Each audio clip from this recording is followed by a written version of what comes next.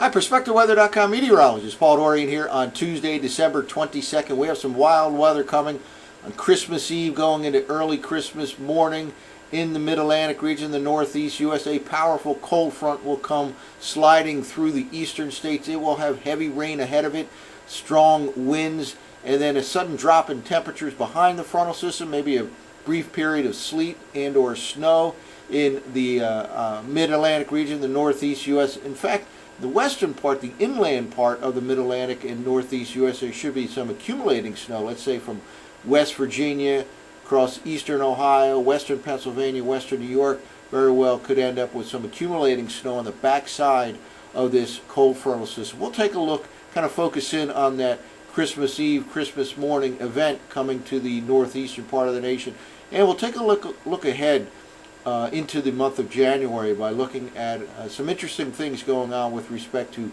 teleconnection indices and stratospheric warming. But before we get to the weather, let's take a look at a photograph that was taken last night in Florida, available on spaceweather.com, of the Great Conjunction. We were talking about this for many days now, and it happened last night. There were lots of clouds in the northeast U.S., but the rest of the nation enjoyed mostly clear skies. This is a view of Saturn, of course, over here with the rings, and Jupiter over here, and you can even see some of the largest moons of Jupiter right kind of in a linear fashion right in this region right there. But this is a photograph, again, taken in Florida last night.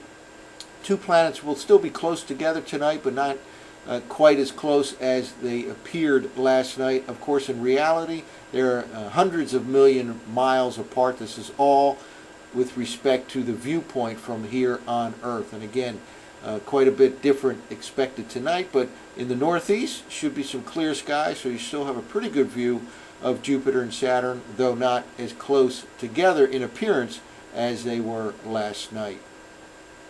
Well, we've been kind of following the Arctic Oscillation and the North Atlantic Oscillation teleconnection indices in recent weeks, and they continue to remain in negative territory, and it looks like they'll both stay in negative territory for the foreseeable future.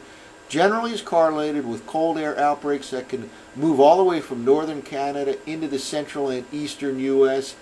It increases the chance for sustained cold air in the northeast part of the nation, and all of that, of course, increases the chance for snow in the Mid-Atlantic region and the northeast U.S. So this is let's say a favorable sign for more cold, perhaps more snow in the Mid-Atlantic, northeast U.S. for the next couple of weeks going into the month of January. Red is the forecast for in this case, the Arctic Oscillation, already in negative territory right here. This line, horizontal line, is the neutral line. Black represents current observations and past observations going all the way back to September. Basically stays in negative territory if you kind of take the mean of this forecast over the next couple of weeks. This puts us right into the beginning part of the month of January. Well, here's a look at the closely related cousin of the AO, the Arctic Oscillation. This is the North Atlantic Oscillation, and both of these kind of give us some information about the temperature and pressure patterns up across the Arctic region, up across the North Atlantic, and that in turn has an impact on cold air outbreaks and whether or not they can make it all the way into the eastern U.S., and once they make it, whether or not they'll be sustained. And it also gives us some information on potential storminess along the eastern seaboard. And again, when both are in negative territory this time of the year for an extended period of time, that increases the chance for some more cold and snow in the northeastern part of the nation, really throughout the central and eastern U.S. Right now, back to about neutral for the NAO, but in general, it slides back into negative territory over the next couple of weeks. A third teleconnection index that I'm not showing right here is called the PNA, the Pacific North America Teleconnection Index. That's in positive territory, tends to favor ridging, high pressure ridging along the west coast of the U.S. and Canada, and a downstream trough. So it kind of is an agreement here with a kind of a favorable sign for more cold and potential snow in the eastern U.S. over the next couple of weeks. Well, one other clue about the upcoming weather pattern is really what's happening in the stratosphere. We can look at temperature patterns over the polar region, for example, way up at 10 millibars, up high in the atmosphere, the stratospheric level. This is a kind of a top-down current view of the temperature pattern. This is the North Pole right here, that little circle right in here. The U.S. is down in this area right here, and typically this time of the year you have a polar vortex, meaning very cold temperatures, generally situated near the North Pole. But every once in a while during this time of the year you get what we call a stratospheric warming event, where there's sudden warming up aloft, and it can displace the polar vortex. It can push it onto one side of the pole, it can break it apart into pieces, and oftentimes when the polar vortex is disrupted this time of the year in the winter season, it can be a signal that some cold air outbreaks will make their way back down into the middle latitudes from the high latitudes. Basically, the typical pattern is polar vortex over the polar region with very cold air over the poles. If you displace that polar vortex, you can set off a pattern, set off a chain of events that will bring colder air masses into the middle latitudes. Now that could be on the other side of the pole, over on the Asian side of the pole, or North America. So look what we have right now, right here, and then let's just go forward 10 days. And look at this change in a 10-day period from this currently to this in 10 days, and you have a significant stratospheric warming event. It looks like at this particular time centered on the other side of the pole, but it tends to shove or displace that polar vortex onto the North American side of the pole. So this, combined with the teleconnection indices of AO, NAO, PNA, all suggest we could have some very interesting weather over the next few weeks in the central and eastern U.S. with the some signs for a continuation of cold air outbreaks making it into the eastern half of the nation. Of course, that in turn gives us some favorable signs for the possibility of more snow in the mid-Atlantic, northeast U.S., for example. So we'll continue to monitor these teleconnection indices and stratospheric warming event that looks like it's underway right now. We'll monitor this over the next few weeks. Well, let's now focus in on the Christmas Eve, Christmas morning event in the eastern U.S. Again, a powerful Arctic front is going to slide across the central U.S. and reach the eastern states late in the day on Thursday. It looks like ahead of the front there'll be heavy rain, strong winds, perhaps potentially damaging strong winds as well. Damaging winds late Thursday night time period.